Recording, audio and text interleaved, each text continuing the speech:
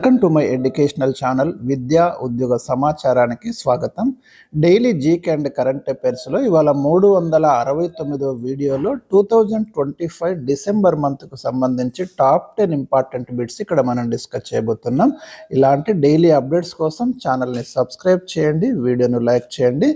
ఈరోజు question number 1, Mahatma Gandhi national rural employment guarantee act 2005 స్థానంలో parliament నూతనంగా ఏ చట్టం ఆమోదించింది? సో దీనికి సంబంధించి రీసెంట్గా ఒక కీలకమైన మార్పు అయితే జరిగింది. ఈ గ్రామీణ ఉపాధి చట్టం స్థానంలో కొత్త పేరుతో మరొక చట్టాన్ని తీసుకొచ్చింది పార్లమెంటు. దాన్ని ఏమంటున్నామంటే మనం Viksit Bharat guarantee for Rozgar and Ajeevika mission Gramin 2025. దీన్ని మనం విబిజి రామ్జీ. చాలా ఇంపార్టెంట్ బిట్ అండి. మీకు ఈ పేరు కొంచెం పెద్దగా ఉన్నప్పటికీ కూడా తప్పకుండా గుర్తుంచుకోవాలి. కాంపిటేటివ్ ఎగ్జామ్స్లో ఖచ్చితంగా మనం ఇది ఎప్పటికీ ఎక్స్పెక్ట్ చేసేటటువంటి బిట్. ఈ బిల్లును పార్లమెంట్ ఉభయ సభలు అయితే రీసెంట్గా ఆమోదించాయి. ఇక నుండి ఈ పథకం కింద ప్రతి కుటుంబానికి ఒక సంవత్సరంలో మనకి 100 డేస్కి బదులు 125 డేస్ అయితే ఉపాధి కల్పించడం అనేది జరుగుతుంది.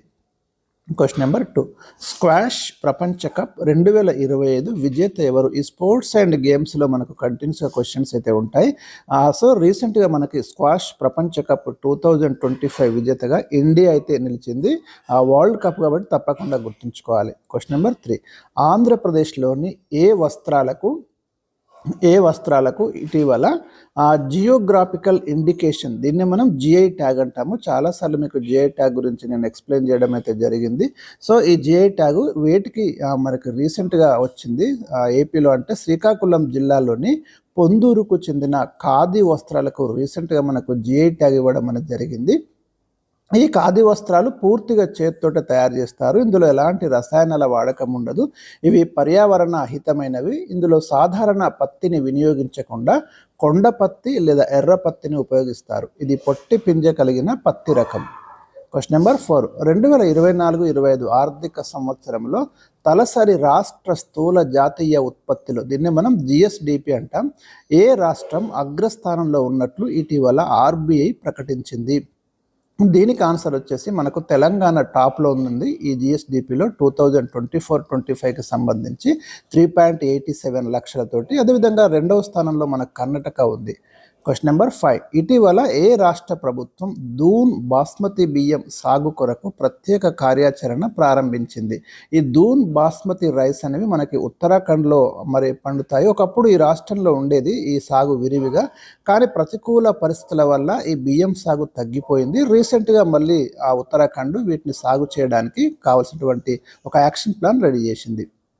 క్వశ్చన్ నెంబర్ 6, దేశ సేవ కోసం ప్రాణత్యాగం చేసిన వీరుల గౌరవార్థం పరమ్వీర్ దీర్ఘ పేరిట ఇటీవల ఎక్కడ ఒక గ్యాలరీ ఏర్పాటు చేశారు అంటే ఫోటో ప్రదర్శన చిత్రశాల అంటాము. మనకు ఢిల్లీలోని రాష్ట్రపతి భవన్లో దీన్ని ఏర్పాటు చేయడం అనేది జరిగింది. భారత సైనిక దళాల్లో అత్యున్నత పురస్కారమైన పరమ్వీర్ చక్ర పొందినటువంటి 21 మంది యుద్ధ వీరుల ఫోటోలను ఇందులో ఉంచారు.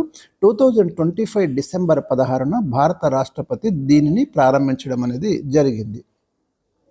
క్వశ్చన్ నెంబర్ 7, ఇస్రో చేపట్టనున్న గగన్యాన్ మిషన్ ఉద్దేశం ఏమిటి? గగన్యాన్ మిషన్ ఉద్దేశం ఏంటంటే 3 వ్యోమగాములను భూమికి 400 కిలోమీటర్ల ఎత్తులోని కక్షలోకి తీసుకువెళ్ళి అక్కడ 3 రోజులు ఉంచి సురక్షితంగా మళ్ళీ మనకు దించడం అనేది జరుగుతుంది. అయితే సముద్రంలోకి దించి మళ్ళీ తీసుకొస్తారు దీన్ని, అది గుర్తుంచుకోండి.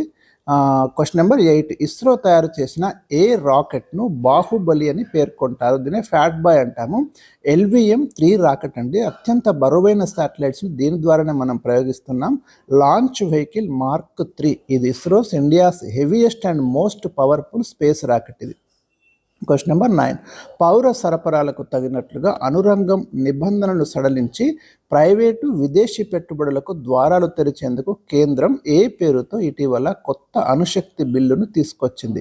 రీసెంట్గా అయితే అనురంగం అనేది పూర్తిగా గవర్నమెంట్ కంట్రోల్లో ఉంది, కానీ ప్రజెంట్ ఇండియా ఏం చేసిందంటే దీన్ని ప్రైవేట్ సెక్టార్లో కూడా పర్మిషన్ ఇవ్వబోతుంది, విదేశీ పెట్టుబడులు కూడా తీసుకోవచ్చు.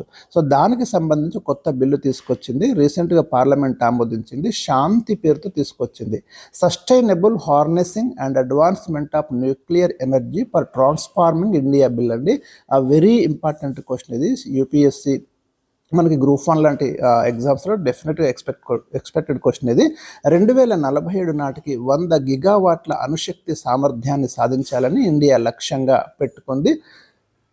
Question number 10. IAEA international atomic energy agency అంటాం దీన్ని, వియన్నాలో ఉంది. రేస్ ఆఫ్ హోప్ ఒక కార్యక్రమం తీసుకుంది, రేస్ ఆఫ్ హోప్ పేరిట. ఇది దేనికోసం ఈ ప్రోగ్రామ్ అనేది ఇక్కడ క్వశ్చన్. మనకు ఇది దేనికోసం అంటే క్యాన్సర్ చికిత్సలో అసమానతలు తగ్గించడానికి రేడియోథెరపీ, వైద్య ఇమేజింగ్ పరికరాలు, శిక్షణా సదుపాయాలను ఈ కార్యక్రమం ద్వారా మనకు ఇంటర్నేషనల్ ఆటమిక్ ఎనర్జీ ఏజెన్సీ కల్పిస్తుంది. అంతర్జాతీయ అణు ఇంధన సంస్థ అంటాం దీన్ని. మనకి ఈ అణు కార్యక్రమాలకు సంబంధించి ప్రపంచవ్యాప్తంగా ఇది నియంత్రణ అనేది చూస్తుంది. దీని యొక్క హెడ్ క్వార్టర్ వచ్చేసి మనకు వియన్నాలో ఉంది. వీళ్ళు తీసుకున్న ప్రోగ్రామే రేస్ ఆఫ్ హోప్ అనే ఒక యాక్షన్ ప్లాన్. సో ఇవి ఈరోజు మీకు ఇచ్చినటువంటి ముఖ్యమైన ప్రశ్నలు.